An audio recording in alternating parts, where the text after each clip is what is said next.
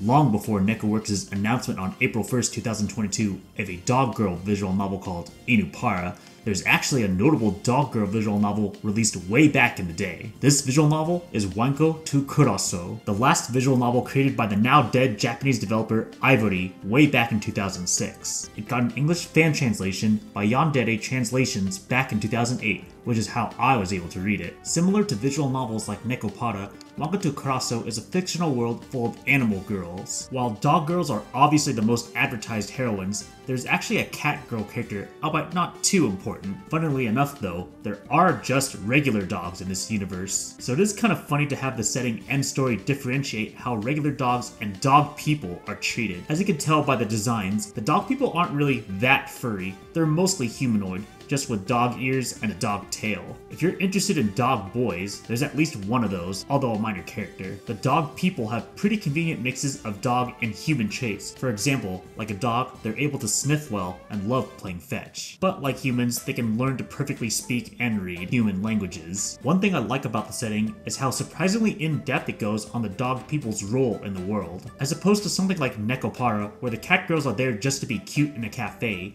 dog girls actually get specific roles based on their breed and personality. For example, one of the dog girls is a police dog, another is more of a social helper dog. There's also random details, like them bringing up a dog girl's general lifespan and how the bond between human and dog person is important for both of their health. Moving on to talking about the main characters. First up, I'll start off with the protagonist, Yuichi Yusa. He's actually not your usual high school nice guy protagonist. He's college age and has a kinda unique dark past, having grown up in a brothel, so he's not the usual horn dog, and in fact, is a bit on the cynical and asexual side starting out. Next, we have Mikan, the main dog girl of this visual novel. Without spoiling too much, the protagonist finds her as an orphan dog girl at the beginning of the visual novel, and eventually adopts her. While she starts off a bit shy, she slowly shows herself to be a smart, capable, and social dog girl. Next, we have Risa Omi, one of the main human heroines, and my personal best girl. Risa's previous owner was Risa's older sister, who had unfortunately passed away sometime before the story. Risa was supposed to be in charge of taking care of Mikan, but that ended up not happening due to certain circumstances. Risa's also eventually revealed to be quite the closet pervert. Another major dog girl heroine is Sylviana, or Sylvie. I won't spoil her role in the story, but all I'll say is that she gets quite the heartwarming character arc. The other major human heroine is Nadeshiko Mochizuki. Despite her younger looking appearance, she's actually an adult and an owner of a local pet store. The last major character is Kotaro, who's actually both Nadeshiko's pet dog girl and a local police dog girl. She's a bit aloof, but does her job well. Wanko to Kurasou has a few quirks that makes it stick out from other visual novels,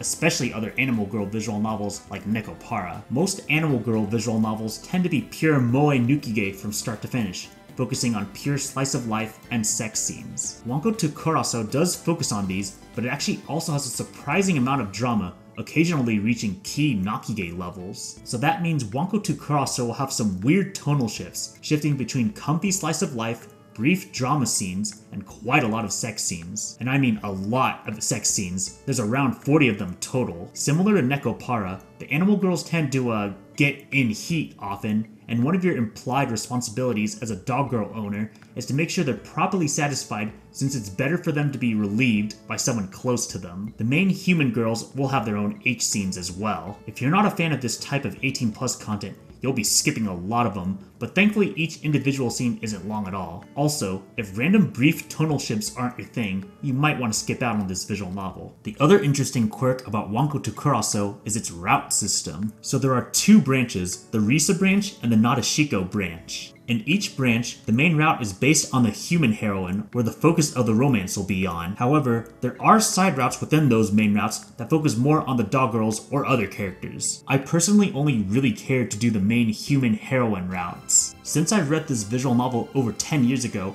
I can't really go as much into detail on my opinion, but I'll just share some random thoughts as I remember them. Risa was easily my best girl in the whole visual novel, and up there for one of my favorite visual novel heroines ever. which I think is funny due to how the main advertisement of this visual novel is supposed to be on the dog girls. Don't get me wrong, the main dog girl characters are solid, likable characters, but Risa's open sexuality interests and energetic, friendly personality is a perfect contrast to the protagonist's cynical and borderline asexual personality. The climax of their route and romance was really heartwarming and one of my favorite moments in the whole visual novel. In contrast, I thought Nadeshiko's route and character was easily the most disappointing part of this visual novel. To say why is spoilery, so I'll just leave it at that. Even though I like dogs as animals in real life, to see mostly humanoid dog girls take part in dog-related activities was very weird to me. That said, the characters were likable, and the setting and the story were good, so I didn't mind it too much. Earlier, I said this visual novel has more drama and character development compared to the average Animal Girl visual novel I read, so that gave this visual novel a huge advantage over the others. Especially Neko Para, which I think is just a generally okay at best series. I read this visual novel long before Windows 10 was the standard, so I have no idea how running it on Windows 10 and above would work. Now I'm kinda curious to see if anyone is actually able to run it on Windows 10. So that's pretty much all I have to say about Wanko to Kurasou. It was a surprisingly solid visual novel. Not one of the best ones or anything, but overall pretty good. It has generally likable characters, the dog girl setting stuff is developed well enough,